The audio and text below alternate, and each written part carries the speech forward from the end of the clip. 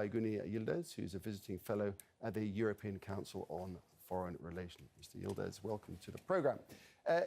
So tell us more about why Erdogan needs to count on the diaspora around the world and how important, how significant they could be in the outcome. Well, as you mentioned, there's at least 2.9 million eligible voters in abroad, and that number is not necessarily very high, compared to Turkish numbers, but that can make a huge difference, especially given that the votes for rival blocs in Turkey in the upcoming elections are close enough that this will make a difference. And it can specifically make a difference in whether President Erdogan can get enough votes to continue as president in the first round or in the second round. And most of President Erdogan has more support among the eligible voters in abroad than he has in Turkey. His support in the last referendum was around 59% in abroad and around 51% in Turkey. So in that sense, more people in abroad go to the polling booths is better for President Erdogan, and he needs to rally his supporters. Right. And when there's some tension, it actually works better for him. I was going to say, because annoying Europe works in his favour, doesn't it?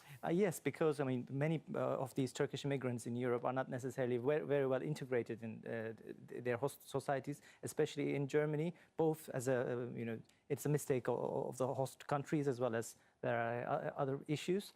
So when there's tension between Turkey and Europe, they tend to become more nationalist. They can become more nationalist. The ironical thing is that they vote mostly for left-wing and liberal parties in Germany because of those parties' pro-immigration politics, but vote for conservative and nationalist parties when it comes to the Turkish elections. All right, so if Austria and the Netherlands and Germany are not having it, they're just not having Erdogan there, why is he allowed into Bosnia?